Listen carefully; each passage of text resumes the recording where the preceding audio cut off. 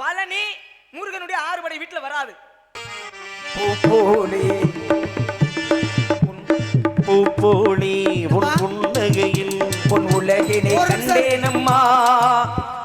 நான் பாடுனா நீங்க வாசிங்க. இல்ல என்ன விஷயம்? அப்புறம் என்ன கூப்பிட்டீங்க? பாடுறது நானு, நீங்க வாசிக்கணும். இல்ல என்னையும் கூப்பிட்டீங்க. அந்த அம்மா நிப்பாட்ட சொல்லுச்சுன்னா நீங்க ஏன் நிப்பாட்றீங்க? இல்ல ஒண்ணு இல்ல, நீங்க ஒரு நகைச்சுவை பண்ணிக்கிட்டு இருந்தீங்க, உங்களோட பேசிக்கிட்டு இருந்தீங்க. ஒரு இடைவேளை நான் உள்ள போனேன், வந்துட்டேன். அப்புறம் அதுக்குள்ள என்ன நீ தலையாடுற, நீ இப்ப என்ன சொன்ன, பயமா அப்படின்னு கேட்டு இல்லங்க நாரதர் வெளியே வந்து நிக்கிறாரு. யாருக்கு வாழ்த்து யார்கிட்ட பாடுவாரு? வாழ்த்து என்கிட்ட தான் பாடணும். நான் வாழ்த்து, நீ உள்ள போயிட்டா நான் வாழ்த்து யார்கிட்ட? நீங்க எல்லாரும் யார்கிட்ட பேசிக்கிட்டு இருந்தீங்க? நான் உன் தோழி. நீங்க எப்ப முடிக்கிறீங்கன்னு எனக்கு எப்படி தெரியும்? நான் முடிக்கிற வரைக்கும் நீ நிக்கணும். நீங்க முதல்ல நான் வந்த பிறகு அவங்கள்ட்ட பேசல. உள்ள உனக்கு என்ன வள்ளின்னு வந்துட்டேன்ல. சரி, வள்ளி வந்த பிறகு அவங்கட்ட நீங்க அவங்களுக்கு வாழ்த்து வர கொடுக்கறது இல்லையா? தப்பு சொல்லல. அவங்க வந்ததையோ வர கொடுக்கறது இல்லையா? அவங்க வந்ததையோ நீங்க பேசுனதே நான் தப்பு சொல்லல. சரி, நீங்க எப்ப முடிப்பீங்கன்னு எனக்கு தெரியுமா? அப்ப நிக்க வேண்டியது ஏன் உள்ள வரீங்க? சரி, நான் முடிச்சிட்டேன், அவங்க உள்ள போயிட்டாங்க. நான் வந்து வாழ்த்து யாரு? முதல்ல உள்ள போனது தப்பு. எது? நான் நீ வணங்குற வரைக்கும் நான் நின்று இல்ல. ஆமா நின்னீங்க.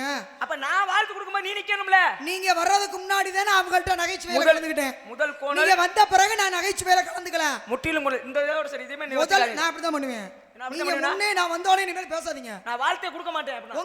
உங்க இஷ்டம், கொடுக்காதீங்க. வேணாம், வாழ்த்து கொடுக்கறது அவசியமே இல்ல. நீங்க வேணாம்ங்க. ஒரு வாழ்த்து கொடுக்கறமா இப்போ ஒருத்தர் நம்ம கூப்பிட்டு இப்போ பேசிக்கிறோம் மாதிரி அதனால ஒண்ணு உலகம் அழிய போறது கிடையாது. ஒரு வாழ்த்து. அப்புறம் ஏன் நாரதர் வரவேற்ற? ஏதே நாரதர் வந்தீங்க? அது வந்தா வாங்கன கூப்பிடுறதா மரியாதை. வரவேற்ற இல்ல. வாழ்த்து கொடுக்கறது என்னுடைய தன்மை. வேணா கொடுக்க வேணாம்னு இருமா. ஒரு நாரதர் வாழ்த்து கொடுக்கறாங்க இல்ல, கொடுக்க வேணாம் அப்படினா அந்த அளவுக்கு நீ பெரிய ஆளு நினைப்பா. இல்ல வந்தோனே உங்களை என்ன குற்றமான எது கோவமா பேசணும்? தப்பு. முதல்ல நீ உள்ள போனதே தப்பு. நீங்க என்ன பேசிக்கிட்டு இருக்கீங்க? நான் நிக்க முடியாது. நான் நிக்க முடியாது. ஏன் உள்ள போன? நான் அப்படி நிக்க முடியாது. நான் அப்படி நிக்கவே மாட்டேன். நீங்க எல்லாம் கவனிச்சிட்டே இருக்கீங்க. நாரதர் வாழ்த்து கொடுக்கும்போது நம்ம உள்ள போன தப்பா இல்லையா? ஏன் உள்ள போதே? நீங்க வாழ்த்து கொடுப்பே. வாழ்த்து குடிக்கல நான் உள்ள போல. நீங்க என்ன பண்ணீங்க? என்ன பண்ணா? அவங்க வரம் கேட்டாங்க, வரம் கொடுத்துக்கிறேன். ஆமா பேசிக்கிட்டு நான் எப்படி நிக்க முடியும் அந்த நேரத்துல? அப்ப அவங்கள நீ வரம் கேட்காதடா போடான்னு சொல்லி பத்தி விடுங்க. சொல்ல முடியாது, அது அவங்க வேலை.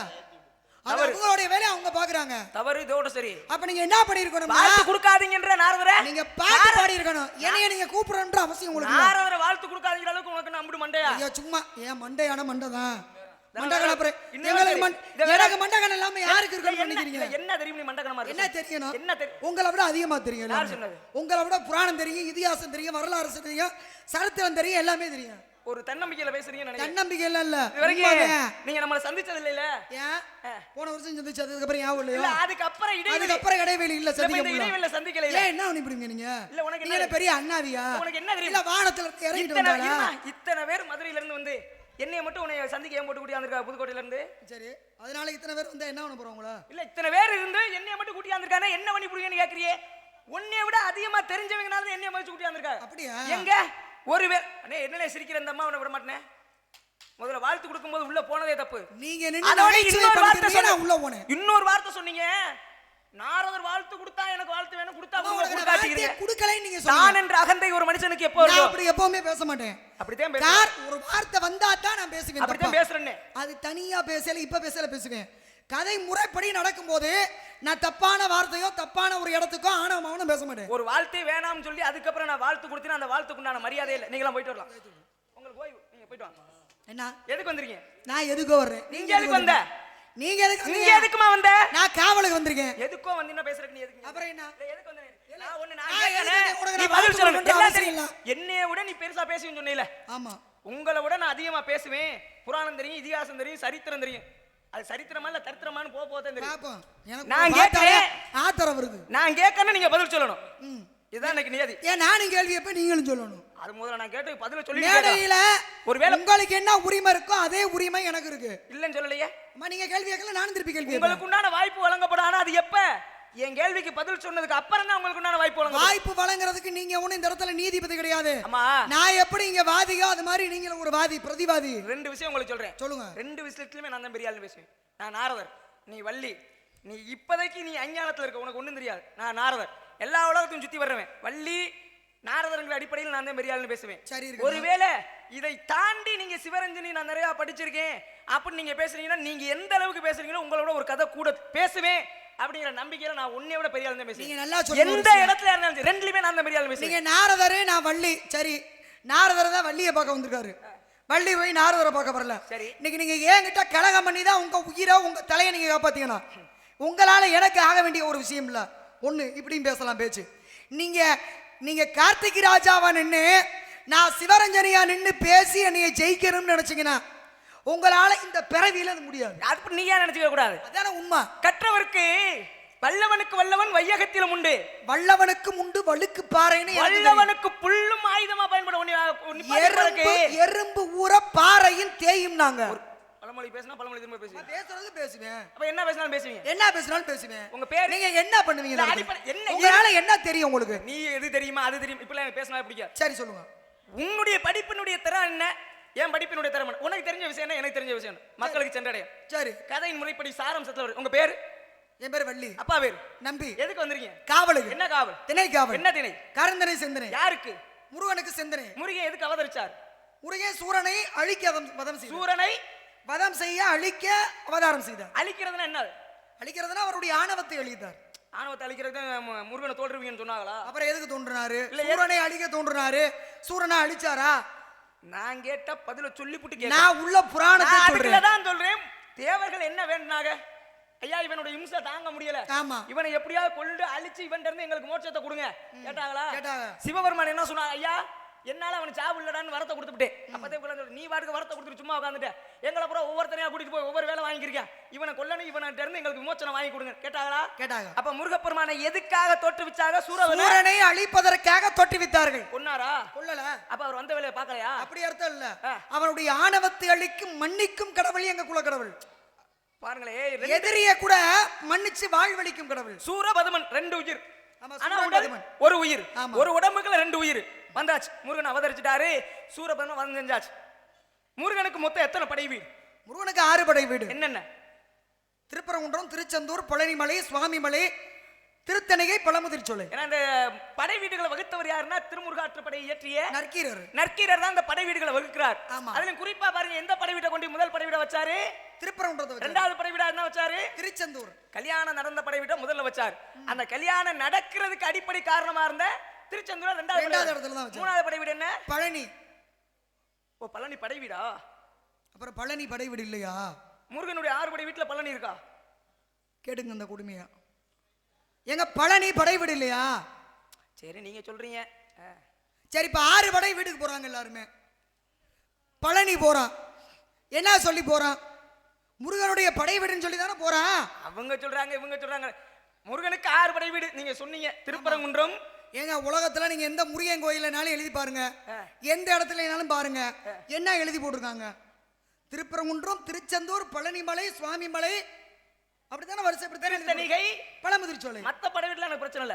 முருகன் 3வது படை வீடு பழனி. ஆமா, அப்படிதான் சொல்றாங்க. அப்படிதான் சொல்றாங்க. நீ என்ன சொல்ற? அடுத்தவங்க சொல்றத பத்தி பேச கூடாது. எங்க உலகமே சொல்றது, உலகமே ஒத்துக்கிறது பழனி தானே படை வீடு. பழனிங்கிறது என்ன? அந்த ஊரு. ஆமா, பழனிங்கிறது ஊர் தானே. ஆமாங்க, பழத்திற்காக கோச்சுக்கிட்டு போய் முருகன் நின்ன இடம் பழனி. ஞான பழமே நீ. என்னம்மா உன்னை உயரவா வச்சிருந்தேன், இவ்வளவுதான் உன் லட்சணங்கிற மாதிரி காட்டி சிவரஞ்சனி என்னையோட பேசி ஒரே வாரத்தில் முடிஞ்சு வச்சு வரங்க. என்னண்டு பழனி முருகனுடைய 6 படை வீட்டுல வராது. எல்லாரும் சொல்றாங்களா இல்லையா? எல்லாரும் சொல்றாங்கன்னா நம்மளும் சொல்றதா? அப்ப மத்தவங்களுக்கு உனக்கு என்ன வித்தியாசம்? எங்க உலகமே ஒப்புக்கிட்ட ஒரு விஷயம் நான் சொல்லி அது இல்லைன்னு ஆகுமா? நான் ஏத்துக்கல அப்படின்னா உண்மைதான். பழனி படை வீடு கிடையாது, 3வது படை வீடா பழனின்னு நம்ம சொல்லிக்கிட்டு இருக்கோம். பழனின்ற ஊரை வேணா நம்ம ஏத்துக்கலாம். பழனிங்கிறது ஊர் பேரு, பழனின்றது ஊர் பேரு. ஞான பழமே நீ. உனக்கு எதற்கு மூணு பழம்? நீயே ஒரு பழம் தாண்டா. பழம் நீ என்பதான் பழனியானது. எடுத்தோடனே உங்க விவரத்தை ஆரம்பிக்கிறீங்களோ? இது நல்ல விவரமா இருக்கு. இல்ல வளவலன்னு பேசக்கூடாது. உங்க விவரம் என்னன்னு தெரியல. நீங்க கேக்குறது சரிதான், விஷயம் சரிதான். பழனி என்பது உலகமே சொல்லும் படை வீடு. ஆனா முருகன் படை வீடு பழனியா? 3வது படை வீடாக கருதக்கூடியது பழனியா அப்படின்னா பழனின்ற ஊரு. பழனி மலை கிடையாது. ஏன்னா பழனி மலை என்பது இடும்பன் என்று சொல்லக்கூடிய ஒருவனாலே அகத்தியருடைய சீடே என்ன பண்ண, சிவகிரி சக்திகிரின்னு 2 கிரியை கொண்டு வந்தார். அதை கொண்டு வந்து காவடி கட்டி கொண்டு வர. அப்படி இலைப்பாறுவதற்காக கீழே வைக்கும் போது அதுல ஒரு சின்ன பையன் ஏறி விளையாடுறா. வேர்ல விளையாடுறவனுக்கும் இடும்பனுக்கு சண்டை வருது. சண்டையிலே இடும்பன் தோற்கடிக்கப்பட்டான். அப்ப இடும்பனுடைய மனைவியாகப்பட்ட இடும்பி என்னுடைய கணவருக்கு இவ்விடத்திலே ஒரு பெருமை அளிக்க வேண்டும் அப்படின்னு சொன்னாங்க. பிறகு அதற்கு காலத்துக்கு பிறகு வந்தவர் போகர் என்று சொல்லக்கூடிய சித்தர். அந்த சித்தரால் மிக கொடிய விஷங்களான நவபாசானங்களால் செய்யப்பட்ட முருகன் தோன்றினார். போகருடைய ஜீவ சமாதி அங்க இருக்கு.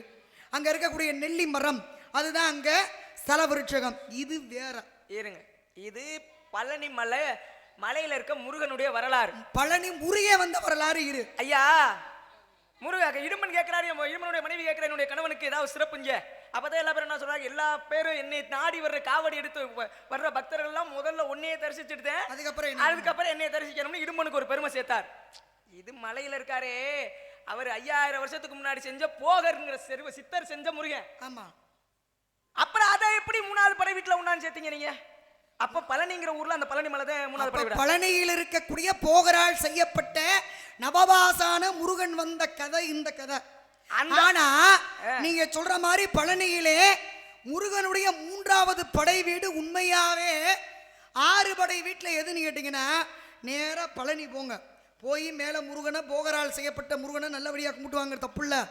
ஆனா படை வீடு எதுன்னு கேட்டீங்கன்னா கீழே இருக்கு இல்லையா திரு ஆவினன் குடி, அந்த திரு ஆவினன் குடி தான் படை வீடு.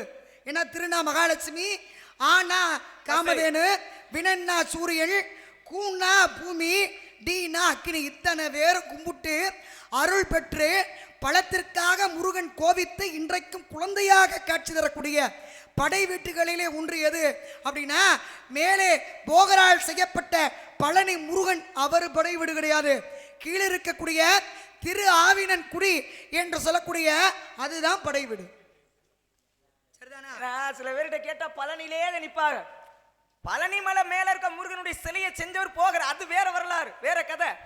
படை வீடு உருவாக காரணம் திரு ஆவினன் குடி தானே. நீங்களே கொஞ்ச நேரம் அப்படித்தானே யோசிச்சீங்க? அப்படி யோசிக்கலாம் இல்ல, நான் சொல்றதுக்கு நீங்க ஆமான் இருந்தீங்கன்னா முடிச்சு விட்டுருப்பேன். அப்ப என்னைய நீங்க சோதிக்கிறீங்க? அம்மா நீங்க என்ன, நான் உங்களை எப்படி வச்சிருந்தேன் இந்த ஒரே வார்த்தையில முடிச்சு. சரி, முருகப்பெருமான் தோன்றினார்ல, சூரபன்மனை வதம் செய்ய போனார்ல, அப்ப 2 பேருக்கு பாருங்க முருகன் கடவுள். அப்ப ஏற்பட்ட கடவுள் கூட ஒருத்தர் அரக்கனோட சண்டை கூட போறதுக்கு தனியா போல பாருங்க. பரவாயில்ல, ஆனா முருகனை பத்தியே பேசுறீங்க, அது ஒரு நல்ல விஷயம் வந்ததுல இருந்து. ஏன்னா முருகனுடைய கதை தானே இது, அந்த புராணம் தானே. ஆமா, அதனால முருகனை பத்தி பேசுறது சிறப்பு, பேசுங்க. முருகனே சூரபன்மனோட சண்டைக்கு போகும்போது சும்மா போல 109 வீரர்களோட தான் போயிருக்காரு. அப்ப அவ்வளவு பெரிய கடவுளுக்கும் போர் வீரர்கள் தேவைப்பட்டிருக்காரு. சண்டை ஓட்டாங்களா? சண்டை ஓட்டானோ எப்படியா இருந்தாலும் ஒரு சண்டைன்னு வந்துச்சா 2 தரப்புலயும் காயங்கள் இருக்குமா? நிச்சயமா காயம் வரும். தேவர்கள் எல்லாம் காயம் பட்டாங்களா அசுரர்களோட போரிடும் போது? ஆமா. அப்ப தேவர்களுடைய காயத்தை முருகன் எங்க போய் போக்கணும்? என்ன வந்தல இருந்து உங்க கேள்வியே சரி. அம்மா இது விவரம், நான் கேள்விக்கே இல்லையே விவரம் இத கேள்வியா எடுத்துக்கிட்டா நான் இத வந்து எந்த நாரதரை அடிப்படையா வச்சு இந்த பழனின்றது படை வீடு கிடையாது அப்படின்னு யாரும் பேசி நான் கேட்டது இல்ல. நீ கேட்கிற விஷயம் அதை உண்டிப்பா கவனிச்சா உடனே தெரிகிற விஷயம் தான். ஆனா பெரும்பகுதி யாரும் பேசுறது கிடையாது. ஆனா நீங்க முதல்ல அதை பிடிச்சிங்க. அடுத்து இப்ப வந்து முருகன் வந்து சூரனோட சண்டை போடும்போது தேவர்களுக்கெல்லாம் காயப்பிடிச்சு காயத்தை எங்க போக்குனாரு, இதெல்லாம் என்ன கேள்வி? என்ன ஐயா சண்டைனா காயம் வரும்ல? அப்ப தேவர்களுடைய காயங்களுக்கெல்லாம் மருந்து போட்டது யாரு? எந்த ஊர்ல மருந்து போட்டாங்க? காயம்பட்ட தேவர்களுக்கு மருத்துவம் பார்த்த இடம் எதுன்னு கேக்குறீங்க? மருத்துவர் யாரு? செவ்வாயினுடைய தாக்கம் அதிகமாக இருந்தால் நவகிரக கோவில்ல எங்க போய் சொல்லுவாங்க இன்றைக்கு? அது வேற, பழனின்றது ஆமா செவ்வாய் கதிர் அதிகமாக இருக்கக்கூடிய ஒரு இடம், அது வேற. சிலையை கொண்டாந்து போகிற அங்க வச்சாங்க. ஆனா நவகிரகத்துல செவ்வாய் தோஷமோ செவ்வாயால பிரச்சனை வருது அப்படின்னா இப்ப திங்களுக்கு உரிய இடம் திங்களூர், சந்திரனுக்கு உரியரா. அதே மாதிரி சூரியனுக்கு உரியது ஞாயிறுக்கு உரியது சூரியனார் கோயில், ஒவ்வொன்றுக்கும் ஒரு கோவில் இருக்குல்லையா நவகிரகம் கோயில். அதே மாதிரி செவ்வாய்க்கு உரிய ஆலயம் எது அப்படின்னா வைத்தீஸ்வரன் கோவில். எந்த மாவட்டத்தில் இருக்கு? அது வந்து சீர்காழிக்கு பக்கத்தில் இருக்கு, இங்கிட்டு மயிலாடுதுறைக்கு பக்கத்துலையும் சொல்லலாம், ரெண்டுக்கும் இடைப்பட்ட இடத்துல. அப்ப அந்த வைத்தீஸ்வரன் எங்க எந்த வண்டியில ஏறுறது அப்படி நுணுக்கமா மேலோட்டமா கதையை படிச்சு விடுவாங்க. நீ எந்த அளவுக்கு நுணுக்கமா உள்ள போயிருக்கன்னு தெரியணும். போவோம் இருங்க. அப்ப இந்த செவ்வாயினுடைய தாக்கம் அதிகமாக இருந்தால் செய்யக்கூடிய வைத்தீஸ்வரனுடைய ஆலயம், அந்த வைத்தீஸ்வரன் கோவில்ல தான் செவ்வாய்க்கு ஏற்பட்ட நோயவே சிவபெருமான் தீர்த்தார். ஒரு காரணம். இன்னொன்னு நீங்க கேட்டீங்கல்ல, அப்ப அந்த தேவர்கள் அசுரர்களோடு சண்டை போடும்போது அவங்களுக்கு ஏற்பட்ட காயங்கள் எல்லாம் எப்படி நீங்கியது அப்படின் போது முருகப்பெருமானான முத்துக்குமார சுவாமி தன்னுடைய தந்தையான சிவனை வேண்டுகிறார். தேவர்களுக்கு பூரா காயம் பட்டுருச்சு, தந்தையே நீங்க தான் மருத்துவம் பார்க்கணும் அப்படின் போது இந்த உலகத்திற்கெல்லாம் வைத்தியநாதன் யாரு அப்படின்னா ஈசன் இல்லையா? அந்த ஈசன் வந்து அந்த இடத்திலே தேவர்களுக்கெல்லாம் வைத்தியம் பார்த்தாரு. அங்கே உமையவழி என்று சொல்லக்கூடிய பார்வதி தைலம் எடுத்து வந்தாலாம். யாருக்கு? அந்த மருந்துகளை கரைச்சி தைலம் மாதிரி கொண்டு வந்தா. யாருக்கு? அம்மாவா அப்பா வந்தானா பிள்ளைகளுக்கு வைத்தியம் பார்க்கணும். அப்படி வந்த அந்த அதாவது தைலம் எடுத்து வந்த நாயகியை தையல் தைல நாயகி நாங்க இன்னைக்கு தையல் நாயகி அப்படின்னு சொல்றாங்க. ஏன்னா தையல்னா பெண்ணுன்னு பேர் இருக்கு. அப்ப பெண்களுக்கெல்லாம் நாயகி.